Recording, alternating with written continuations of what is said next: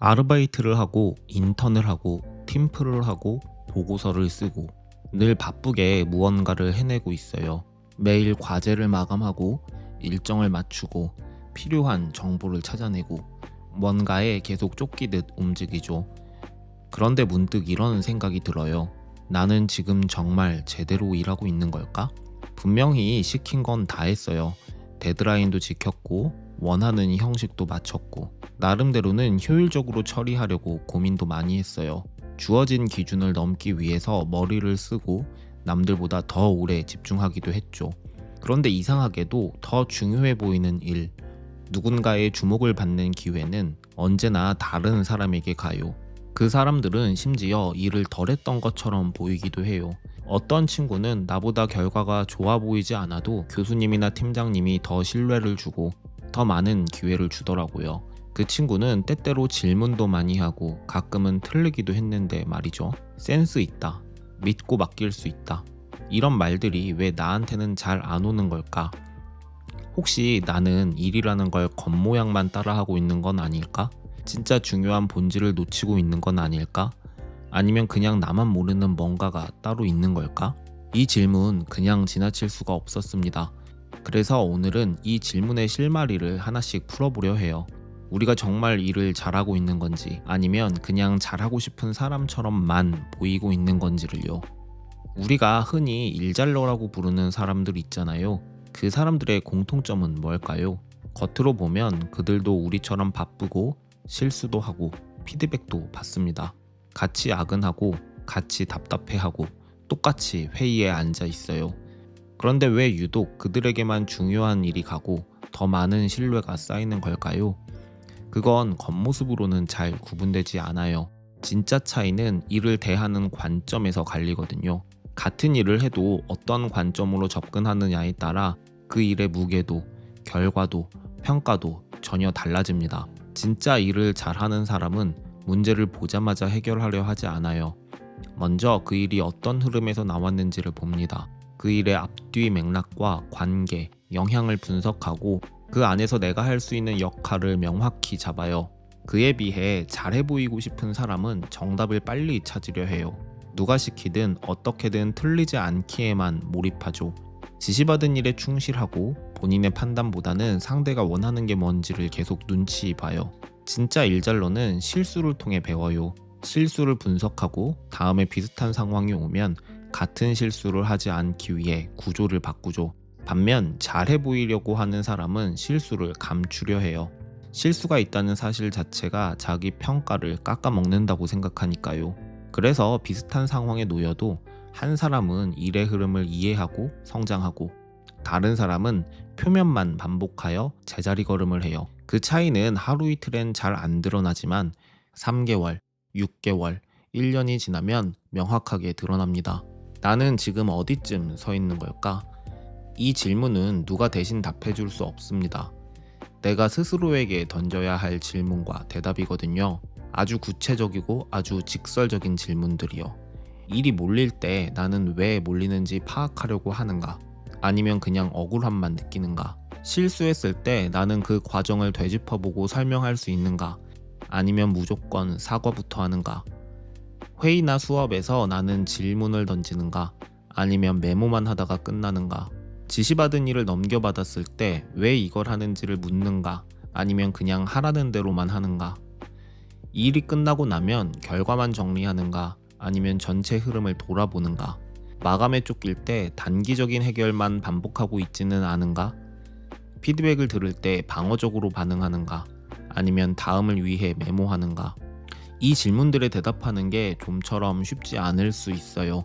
대답이 조금 불편하게 느껴질 수도 있고요.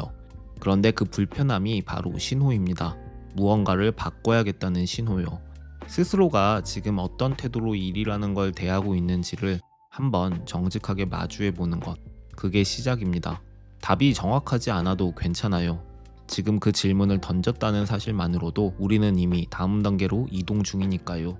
이제 진짜로 일을 잘하는 사람들에게서 공통적으로 보이는 태도를 3가지로 정리해 볼게요. 첫째, 해석력입니다. 이건 단순히 분석적인 사고력이나 비판적인 사고를 말하는 게 아닙니다. 일이 발생한 배경, 흐름, 그 안에 담긴 의도까지 파악하는 능력이에요. 왜 이 과제가 나왔는지, 이 프레젠테이션은 누구를 설득해야 하는 건지, 이 자료는 어떤 흐름의 일부인지를 보는 거예요. 해석력을 갖춘 사람은 일을 설계할 수 있습니다. 반면 해석 없이 일하는 사람은 일을 수습하기 바쁘죠. 이 능력은 경험이 많다고 생기는 게 아니에요. 항상 왜 라고 묻는 태도에서 시작되죠. 왜 지금 이 타이밍에 이 일을 시켰을까? 왜 이 자료를 지금 정리하라고 했을까? 이게 전체 흐름 중 어디에 해당할까? 이런 질문들이 해석력의 출발점이에요. 둘째, 확인하는 용기입니다. 이건 이런 의미인가요? 그때처럼 간단한 요약 중심으로 정리해도 될까요? 기대하신 결과는 이 방향이 맞을까요? 이런 말을 하는 게 소심한 게 아니에요. 오히려 제대로 일하고 있다는 증거예요. 자신이 이해한 바를 확인하고 그 확인을 바탕으로 신뢰를 쌓는 사람이 결국 실수도 줄고 일의 질도 높아져요. 그리고 이 확인은 단순히 대화가 아니라 책임감을 전제로 한 행동이에요. 확인을 한다는 건 결과에 대해 책임질 준비가 되어 있다는 뜻이니까요. 셋째, 정서적 안정감이에요. 일을 잘한다고 해서 감정이 없는 건 아니에요. 다만 감정이 요동칠 때 그걸 붙잡고 정리하는 힘이 있어요. 짜증나고 억울하고 서운할 수 있어요. 그런데 그 감정을 무작정 흘리지 않고 그 안에서 중심을 잘 잡는 사람이 있습니다. 그런 사람은 동료에게도 상사에게도 일을 믿고 맡길 수 있는 사람으로 보입니다. 왜냐면 일이 아니라 감정까지 같이 관리해야 하는 사람에게 누구도 중요한 일을 맡기고 싶지 않거든요. 정서적 안정감은 결국 이 사람이라면 상황이 안 좋아도 끝까지 갈 수 있겠다는 믿음을 줘요. 그 믿음은 학점이나 성과보다 훨씬 강한 평가로 이어집니다. 정리하면 대학생이든 사회초년생이든 우리는 결국 일이라는 구조 안에서 성장하고 있어요. 그리고 그 구조 안에서 성실함만으로 승부를 보는 건 한계가 금방 올 수 있어요. 왜냐하면 성실함은 누구나 다 추구하는 기본적인 소양이니까요. 이제는 성실함도 중요하지만 방향성도 중요해요.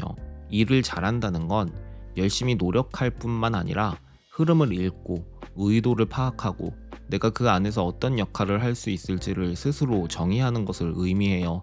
열심히 한다는 건 기본값입니다. 그 위에 무엇을 올릴지, 어떤 태도를 더할지가 그 사람을 결정짓는 시대예요. 오늘의 이야기가 너무 익숙해서 이건 나한테 해당 안 돼 라고 느껴질 수도 있어요. 그런데 가끔은 그런 익숙함이 진짜 필요한 질문을 못하게 만들기도 해요. 나는 지금 어디쯤 서 있는가? 이 질문을 스스로에게 던져보는 시간, 그게 진짜 일잘러가 되는 첫 걸음이에요. 지금까지 긴 이야기 들어줘서 고맙습니다. 그리고 이 이야기를 자신의 것으로 만들어 보려고 고민해본 여러분 모두 이미 다음 단계를 향해 나아가고 있어요. 오늘부터는 잘하고 싶다는 마음에서 한 발 더 나아가 어떻게 잘할 것인가를 함께 고민해봐요. 그리고 만약 지금 내가 이 흐름을 실전에서 적용해보고 싶다면 모두의 사수에서 운영하는 생산성 관리 프로그램을 꼭 추천드리고 싶어요. 단순한 시간 관리나 툴 소개가 아니라 내가 어떤 흐름에서 일하고 있는지를 점검하고 업무와 감정, 우선순위와 실행력을 연결하는 프레임을 다루고 있습니다. 영상에서 다 하지 못한 구체적인 실행 방법과 지금의 내가 어떤 단계에 있는지 스스로 진단하는 방법까지 알려드리니 일을 잘하고 싶은 마음을 진짜 변화로 연결하고 싶은 분이라면 꼭 참고해 보세요. 생산성은 의지가 아니라 구조에서 시작됩니다. 그 구조를 함께 설계하고 점검할 수 있기를 바랍니다. 마치겠습니다.